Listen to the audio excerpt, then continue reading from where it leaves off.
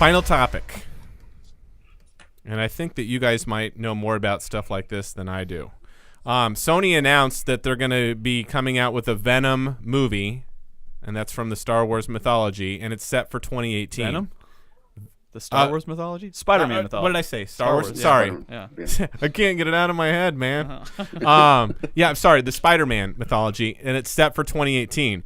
No other details. We don't know if this falls into the Marvel Universe, if it ties into any of those movies, how this works. Thoughts? Well, I thought that this is a Sony exclusive, so chances are it's not going to be included as part of the MCU.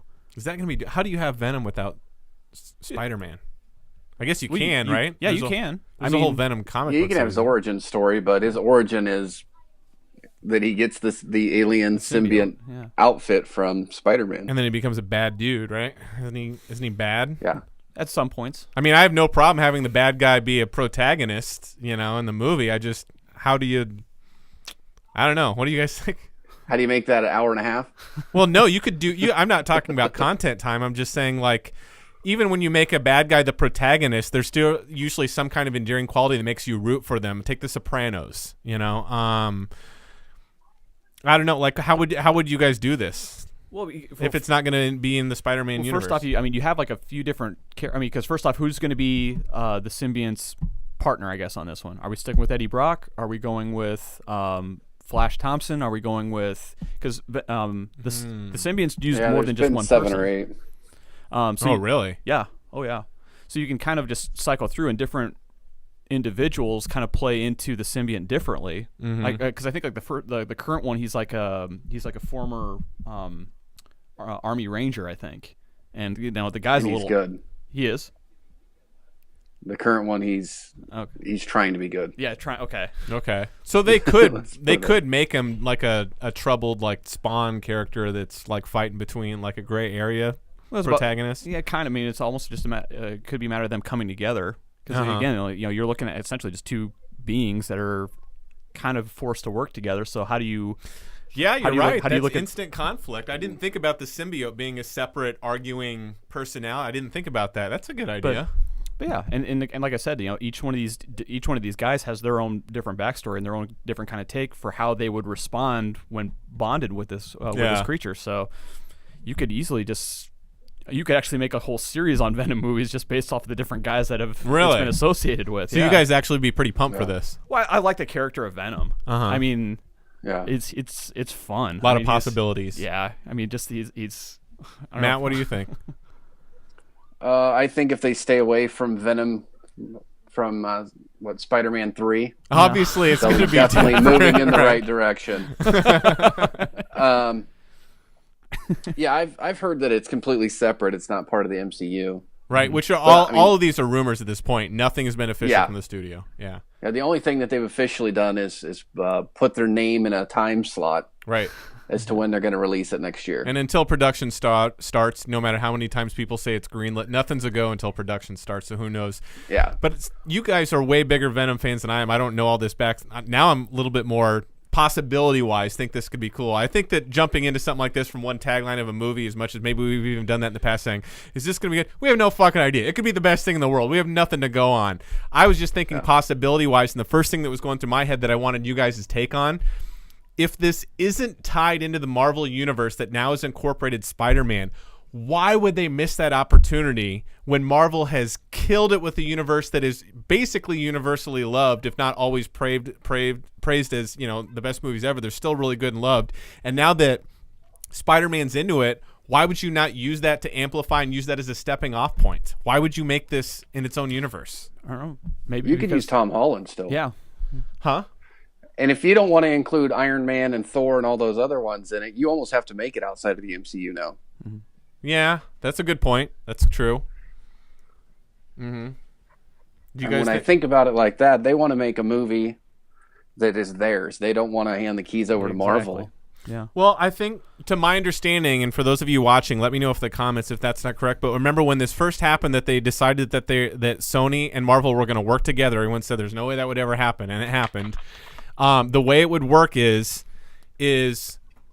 when Marvel Studios wants to make a Spider-Man movie that Sony still has the rights to, Marvel, including Kevin Feige, gets to decide how the movie is made and how it's done. Sony makes the money off that movie. When it's a Sony Studios movie, like Spider-Man: Homecoming, right? Marvel Studios is like the decision makers, but Sony's making the money from the movie.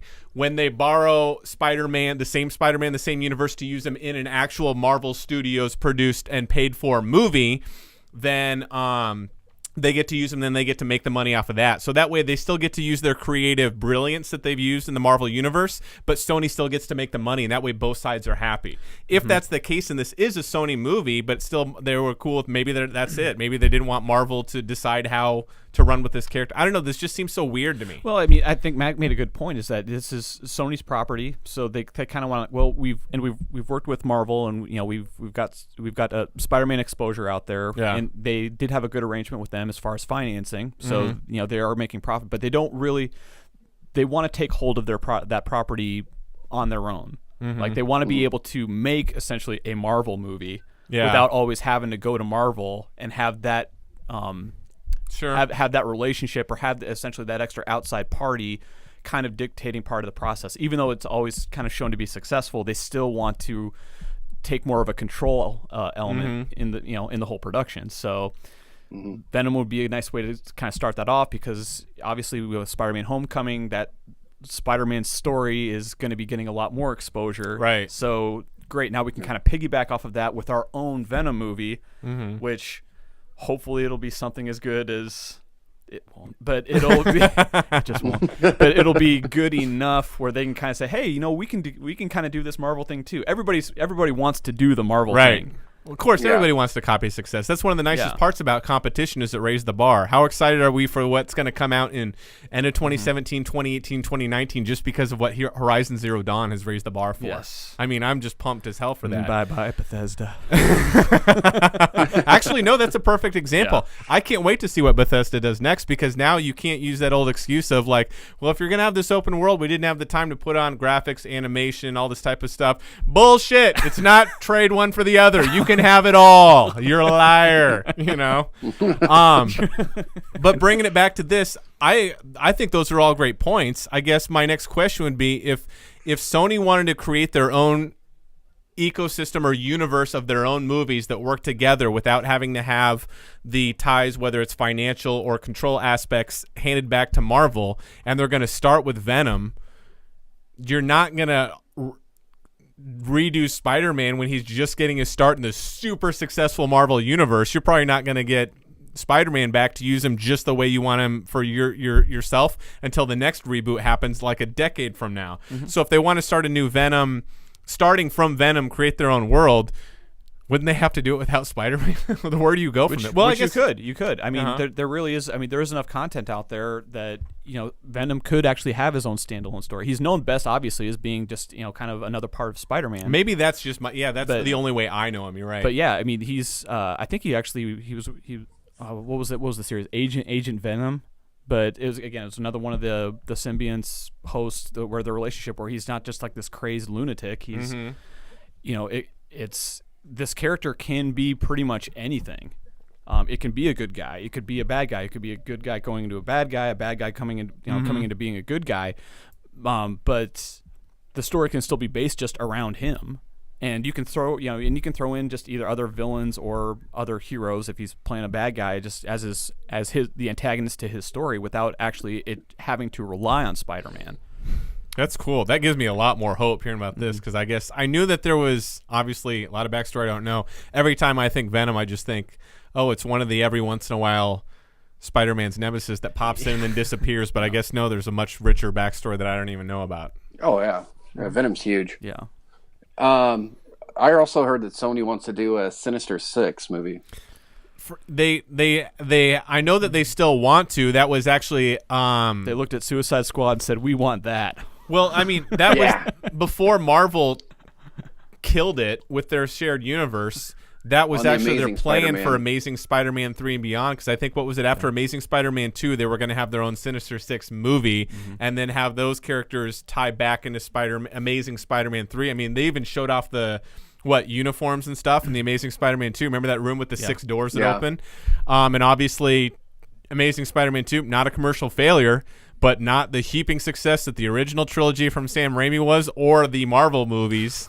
And I know that as soon as Sony saw what Marvel was doing, there was the email even got out that went to Joss Whedon, or maybe it was Foggy, saying, would you like to use Spider-Man in the next one? And the only way to do that is to start over with Spider-Man. Yeah. So Andrew Garfield just kind of came in at the poor timing. So obviously the ideas of them doing it are still in the back burner. Nothing has been official, blah, blah, blah. But you can't imagine when they got an idea from that they're just going to say, well, I'm sure it's still in the backboard. How could we do that? Maybe they start with Venom. Yeah, you know what I mean? And then that leads into the symbiote comes to Earth, and that's it. They have a huge property, and they can't just let it sit there. Right. Yeah. Mm-hmm. I mean, I don't know if they have the same thing that the Fantastic Four has. What is that with Paramount? Who has Sinister Six was still with Sony, which is why you even saw it in Amazing Spider-Man 2, because obviously they have the rights to that. Mm-hmm. Fantastic Four and X-Men are Fox. Okay. But there's agreements with them that if they don't make movies at a certain time period, those rights go back to Marvel. Correct, which is why they will definitely do that. But is the Sony agreement the same way? Because Sony has owned Spider-Man quite a long time, even before they made the first movie. Mm-hmm. Yeah. So I don't know if that agreement's the same, but they still have that investment in the Spider-Man universe. Mm-hmm. So they have to keep making movies, right? Whether that's for Marvel or for them. I mean, this is their way of doing it. And I don't think that's going to be... Sony has had no problem continuing to put out Spider-Mans for the last 20 years. I do not see that slowing down anytime soon. I mean, isn't Spider-Man actually one of the most known Marvel characters out there? Like, probably more than anything that we've even seen in the Marvel Cinematic Universe. Isn't he basically like the Superman of Marvel? He was A-list for sure. Yeah. Oh, yeah. I mean, he was the hot property. That's why they started acquiring him. Mm-hmm. Mm-hmm. Yeah. So. That gets me way more excited for Venom, because I really didn't even know, like, how do they do this? But, I mean, from the stuff that you've brought up, I would actually be really curious to see how they do this, and I think that could be really, really cool. Any final thoughts on Venom? What's the difference? Actually, yeah, I got one. If you guys got one, deal with it. What's the difference between Venom and Carnage? I mean, I know they're two separate characters, but are they like... Well, Venom's a symbiont. Carnage is... I thought they both were. They're not? Carnage wasn't a symbiont, was he? I don't think he has a human host. I always thought they had like the same kind of mouth and that long tongue or something, and I'm like, well... And they all look the same to you, don't they? Yeah. Wow, on, Ben. Open your mind. Wow. Let the racial torment feud begin. Spider-Man villains aren't all the same. Right? Yeah. They took our jabs. Okay. So, like, Carnage is not a symbiote then? I didn't think he was. I can't remember the story. Oh, well. Well, maybe that's just something else they can spin off of if they start a Venom movie. Cool. So, anything else you guys have to add for real this time? Cool. No. I'm pumped for this now, too. Game of Thrones reaction the next few days? Entirely possible. The peoples want it. The peoples has spoken. The peoples is going to have it. That's going to be fun. So for those of you that have been wanting it, because I've been getting some messages, we're almost there. Yeah. Hold on. Release the teasers. yeah, really. Yeah, we should. Teaser for season 3 of Game of Thrones. Matt's seen it for the first time. You ready to watch? Just a half second. Ladies and gentlemen, this has been Fractured Focus, episode number 17, the show where we obsess about everything from geek culture to nerd news, along with random topics for discussion.